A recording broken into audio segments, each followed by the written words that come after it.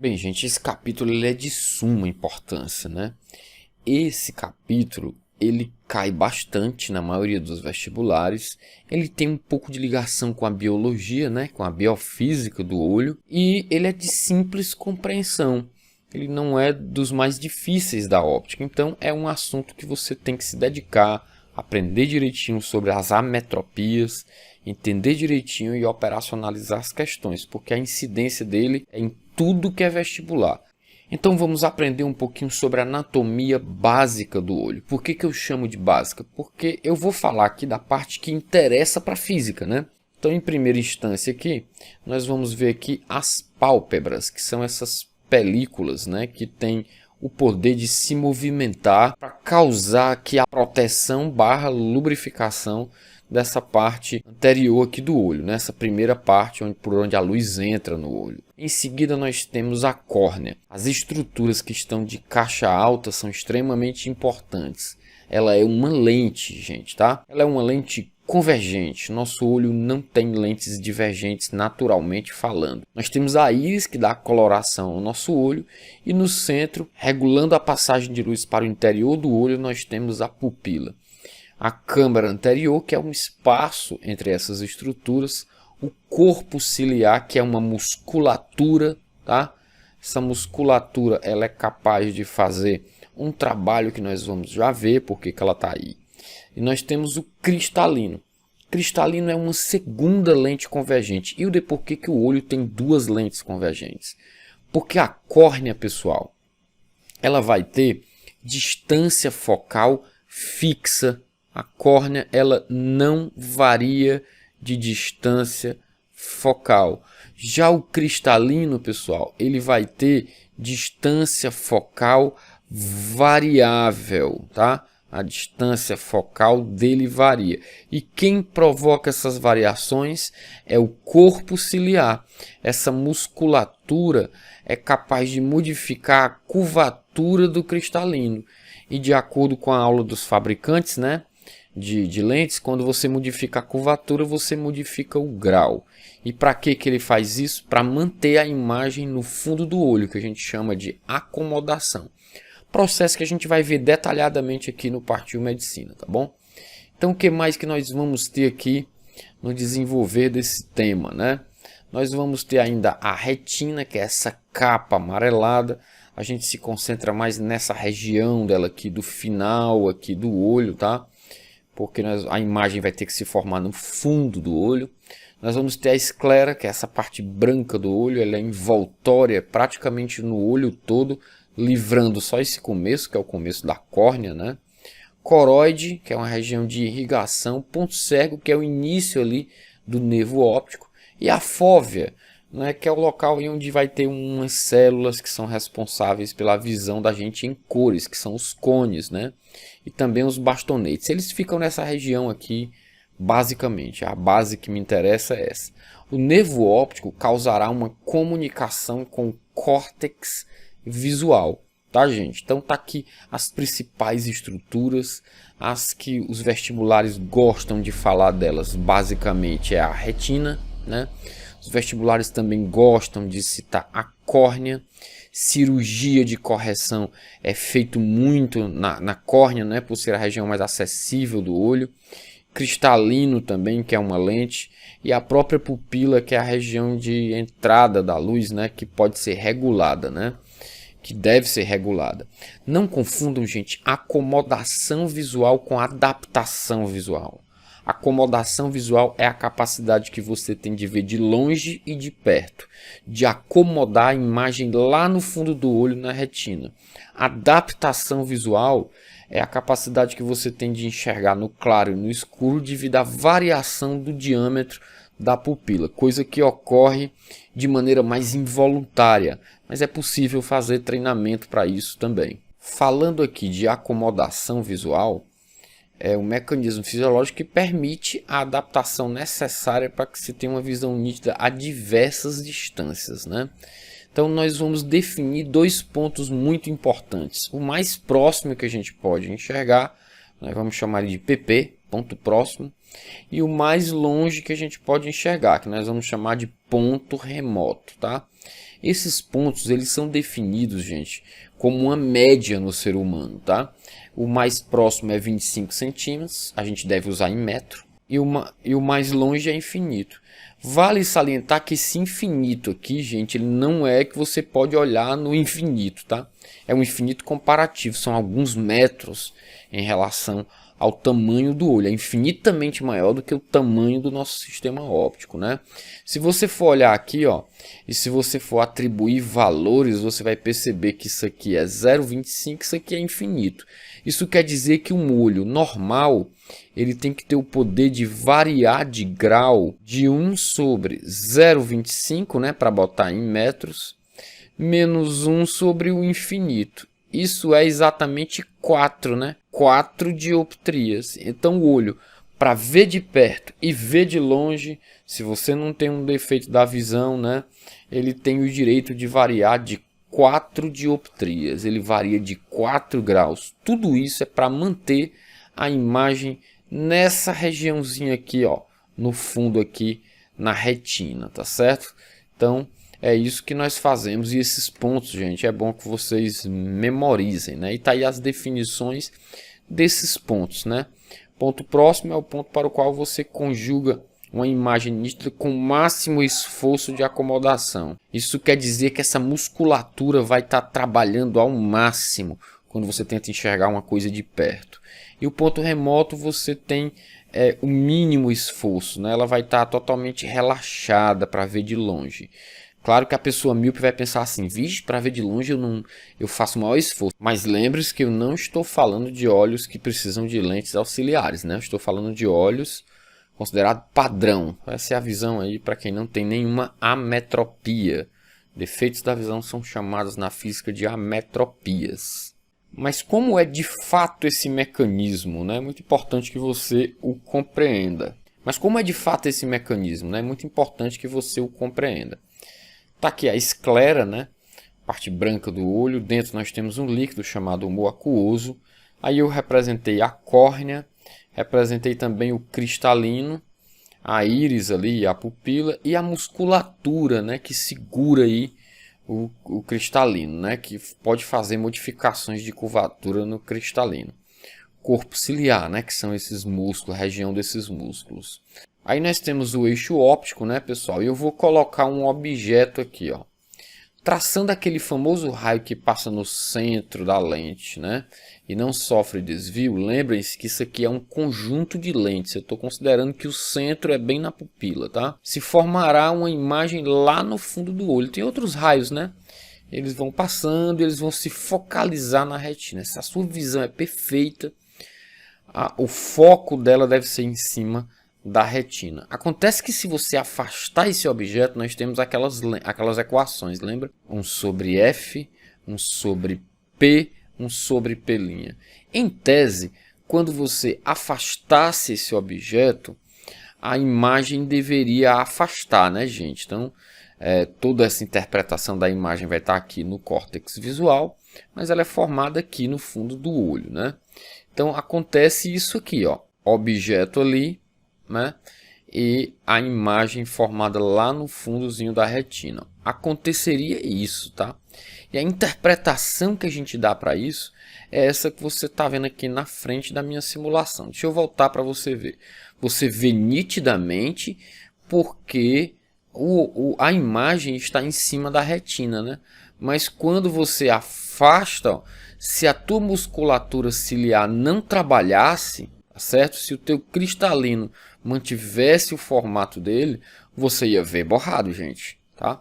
Para isso, o cristalino atua, ó. Ele modifica a curvatura dele. Fiquem atentos aqui ao cristalino, ó, através da musculatura, né, ciliar, ele arredonda mais um pouco e isso faz com que a distância focal dele diminua.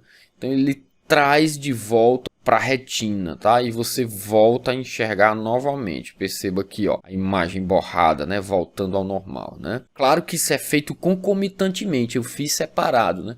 Quando você afasta aqui, a imagem vai ficando aqui porque o cristalino modifica de curvatura, tá certo? De superfícies modificam a curvatura. Esse mecanismo é o chamado mecanismo da acomodação visual. Ele mantém a imagem acomodada aqui no fundo do olho, tá certo? O olho de um míope. Quem é míope? Míope pode ser por vários motivos. Dois deles são os que a gente precisa avaliar. Você é míope porque a sua córnea tem uma curvatura muito acentuada ou porque seu olho é muito alongado nessa direção antero-posterior. Pode ser inclusive e ou. Você pode ter os dois problemas. Geralmente as miopias mais acentuadas, a pessoa tem tanto a córnea muito proeminente, de curvatura muito pequena, como tem também alongamento antero-posterior. Então, quem tenta enxergar um objeto de longe, se a sua visão for normal, você vai focalizar ali na retina, né? Você vai olhar as coisas de longe e você vai perceber bonitão assim as coisas, uma paisagem bem de longe, né? Mas quem tem miopia, né, gente? Aí o negócio pode ser isso aqui, ó, tá? Aí, ó, você vai ver borrado. Vamos ver de novo, né, ó? Os raios vão convergir antes da retina, é importante que você lembre disso.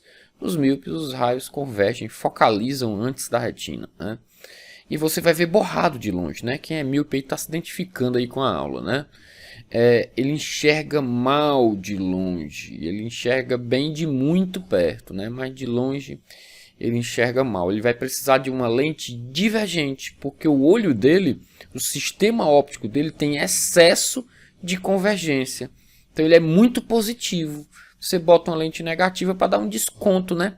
Lembra das associações que você associa, né? Para ter a distância focal total, né? Então você faz isso, aí esses raios passam a divergir, aí eles agora convergem na região certa e a pessoa passa a enxergar normalmente. Ou seja, o míope ele tem o ponto remoto que não é no infinito, é próximo do rosto dele. E como é que a gente faz para calcular o grau, hein? Para calcular o grau, tá certo? A gente usa isso aqui, ó, menos 1 sobre a distância mais longe que esse míope enxergar com nitidez, tá? Pessoal, lembra que isso tem que estar em metro, né? E tem um sinal de menos porque o grau tem que ser negativo, porque a distância focal desse tipo de lente divergente é negativa. O míope usa lentes divergentes como auxílio para a sua visão.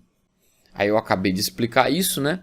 As lentes devem ser divergentes e o ponto remoto deve estar colocado em metros.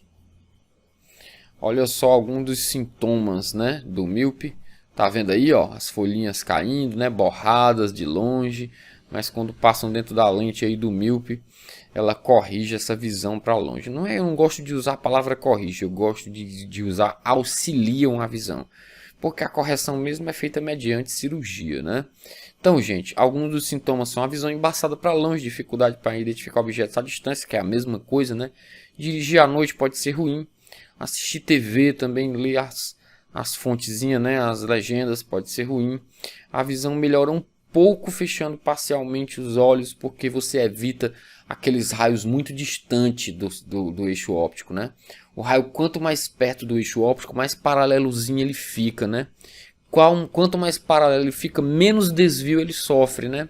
Então isso ajuda um pouquinho. Tem gente que faz até um túnelzinho assim, né, com a mão. Tal, isso ajuda um pouquinho a visão, mas aí não é pouco. O melhor mesmo é o uso das lentes.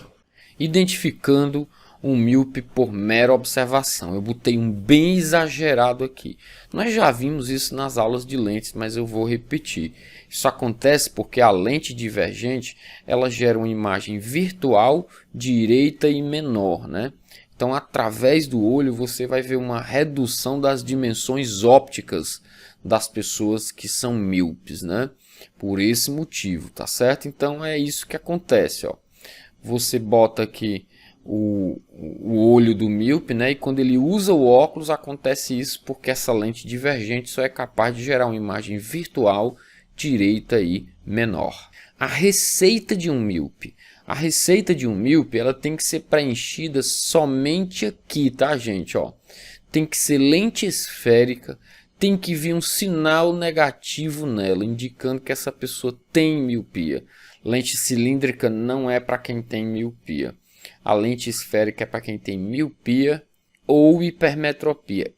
Porque a pessoa pode ter em olhos diferentes esses defeitos da visão, tá certo?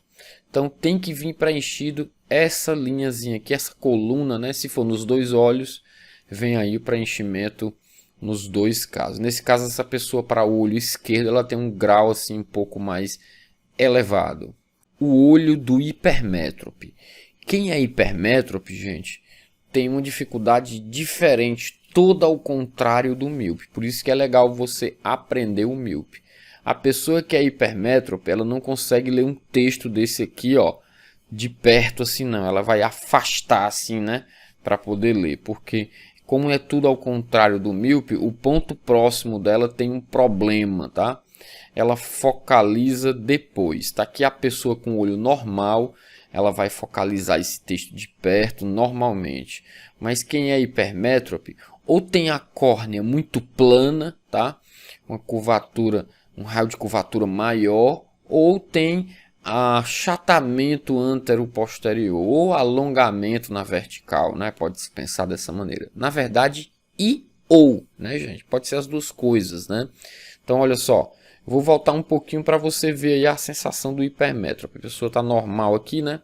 Mas o hipermétrope, quando ele aproxima o texto do olho dele, ó, o que ele vê é algo mais ou menos como vai acontecer agora, né? Ó, ele perde, ele não é capaz de distinguir aqui as letras bem, né? Então ele perde a capacidade de ver próximo, ao contrário do míope, né? Ele enxerga melhor de longe. Se for só uma hipermetropia pura, ele enxerga perfeito de longe, né? Ele não tem problema em enxergar de longe. Então o que vai acontecer? Ele tem um problema no ponto próximo dele, né? Que não é a 25 centímetros. Então ele tem pouca convergência. O sistema óptico dele tem pouco grau positivo. Então eu preciso acrescentar mais grau positivo para o raio desviar mais e conseguir convergir na retina, que é o local adequado. Tá certo, gente? Olha só, as coisas de perto elas não ficam muito legais, né? Mas de longe elas ficam bem focalizadas, tá certo? E a gente pode também identificá-lo, né? A gente vai perceber, ao contrário do míope, um aumento nas dimensões oculares, né? Ou seja, a imagem que o olho mostra é uma imagem grande, porque como é uma lente convergente e está próxima do olho, ela vai funcionar como uma lupa, né? Traçando aí os raios, né? Os famosos raios que nós já fizemos na aula de lentes. Você vai ver o comportamento aí óptico dessa imagem, né? Ela vai ser uma imagem virtual, direita e maior. A gente que está olhando de fora vai ver um olho grande, né? Para quem tem aí hipermetropia. Posição direita, virtual e maior. E assim funciona como uma lupa. Tá aí o olho do hipermétrope, ele coloca o óculos e ele paga esse preço. Essa foto é uma foto bem antiga, eu coloquei bem exagerado para você perceber esse detalhe. Ó, eu prefiro pensar dessa maneira, tá certo, gente? Olha que negócio legal. Vocês já perceberam que a pessoa que tem hipermetropia é como os velhinhos também, que tem a presbiopia? É a mesma coisa em termos equacionais, tá? Então a gente que está mais experiente, ó, a gente quando vai ler de perto, a gente coloca o óculos e a gente consegue ler a 30 centímetros, 20 centímetros, 25, depende do óculos. Você vai chamar isso de ponto próximo com lentes. E quando a gente tira, ó, a gente tem que afastar bem muito para ler, né? Eu estou conseguindo ler a tela do notebook, gente, com um pouco de dificuldade. Para mim, que eu tenho presbiopia, o ideal é isso aqui, ó. Eu estou aproximadamente 50 centímetros da tela do meu notebook, tá? Ou seja, esse valor meu aqui é 0,5, ó. E esse valor é 0,25 ou 0,20, que esse óculos eu consigo ler a 20 centímetros. Por isso que eu não gosto que você coloque sempre o 0,25 aqui, porque tem vestibular que pode fazer essa pegadinha, né? Considere que o óculos que a pessoa usa é capaz dela ler com 20 centímetros. Então você coloca 0,20 aqui, que é o ponto próximo com os óculos, menos o ponto próximo sem os óculos. Aí você calcula legal o grau tanto de quem tem hipermetropia como quem tem presbiopia, que é o envelhecimento, tá certo? A receita da pessoa que tem hipermetropia, ela é contrária à do míope, ela vem com isso branco, tem que ser lente esférica e o sinal tem que ser positivo.